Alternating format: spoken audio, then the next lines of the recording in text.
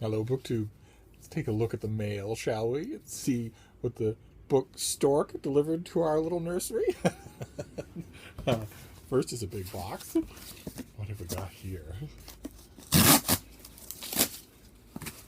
I can't believe you people seem to enjoy this. I certainly love doing it, so I'm glad you do. Oh my god, it's another package within a package. What's going on here? Am I being gaslit?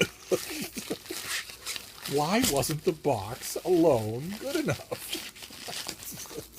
What is this going to be? Oh no, it's YA. It's The Fixes by Owen Matthews. There he is in his tie and suit coat. Huh. Eric Connolly is about to combust.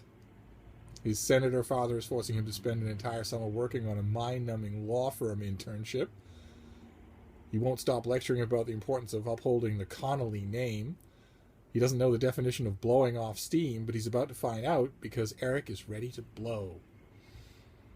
Then Eric meets Jordan Grant, super rich, semi-famous Jordan Grant, the guy of Eric's sweet dreams. Jordan likes Eric, and well, Eric likes that. They two become friends, the Suicide Pack they call themselves, and they're sick of the shallow hypocrisy of their exclusive beachside town, so they cook up some simple fixes to right the wrongs that the wealthy elite have committed. But as the fixes escalate, some members of the pack start to panic. Intoxicated by Jordan's attention, Eric stays calm until Jordan starts to build the bombs. I'm hooked. YA or no YA. Goodness gracious. Oh my. All right, well, that was a very strong start, wasn't it? Oh my. All right. Well, the only thing left, I mean, the premise is great. He's certainly got the right PR team behind him. The only thing left is to see if Owen Matthews has the chops to go along with his tie and suit coat. Nanjing Never Cries by Hong Zhen. That is a pen name, if I remember correctly. He's local. Hong Zheng began his academic career as an assistant professor at MIT in 1965 and became a full professor there in 1969. He is a member of the Academia Sinica. Sinica? The confirmation. They don't. I'm not a member, so no wonder I don't know how to pronounce it. My invitation must have got lost in the mail. The confirmation of his prediction with T.T. Wu on the indefinite increase of high-energy scattering cross-sections was reported on the front page of the New York Times in 1973. He is working on a theory of dark matter. But this is a novel. It sounds like he's the eggiest of eggheads. Set in Nanjing during the time of the Sino-Japanese War, this novel tells the story of 4 people caught up in the violence and tumult of those years. Okay. All right. So he spends his weekdays figuring out the basic building blocks of the universe, and then to release steam on the weekends, he writes serious historical novels. I think I'll hold up the cover again for those of you, my compatriots on BookTube, who think that a bad lawn day is reason enough to knock off writing for a week. It's done many groundbreaking discoveries in dark matter theory, have you? 5 pages a day. If Hong Zheng can do it and discover what Newton couldn't, I think you probably can. Anyway, let's get back to the mail. Let's see here. This is from Norton, a great publisher. I'm always happy to get something from them. Oh, and it's a book about the Enlightenment. Look at that. The Dream of Enlightenment, The Rise of Modern Philosophy by Anthony Gottlieb. Very nice. Very nice. Always happy to read about this subject. So this is August 30th, coming right up. I'd better get started. Then we've got one from Oxford, also a great publisher. Also always happy to get something from them. This one is 90% open. Fortunately, I'm not in a position to suspect my mail carrier because he is, as I've noticed with most of the actual mail carriers that I've had in my life, A drooling idiot. UPS? Fine. Mail truck driver? Fine. Actual guy who carries the bag of letters? Down with a bag of hammers. So I'm not worried that he took a peek. Maybe the guy who drives the truck took a peek first. Oh. Oh, very nice. Oh. Oh. Okay. This is due in next year. This is due in February. This is The Plague of War by Jennifer Roberts. Ancient Sparta, Athens, and the Struggle for Ancient Greece. This will be the second book in the week that I've read on the same subject. I'm going to be all knowledgeable or whatnot. On we go. Well, hardcovers so far. Oh, very nice. Oh, wonderful. All right, this is The Poem Is You.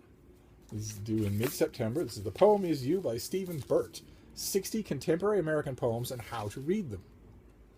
Now, is Stephen Burt in a position to tell you how to read them?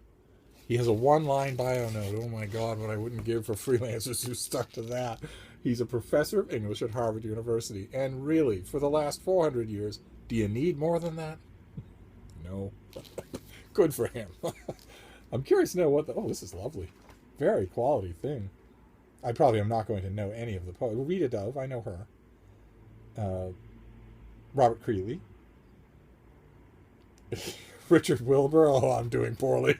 I will, and that's good. In a way, that's very good because that means I'll learn a lot from this book.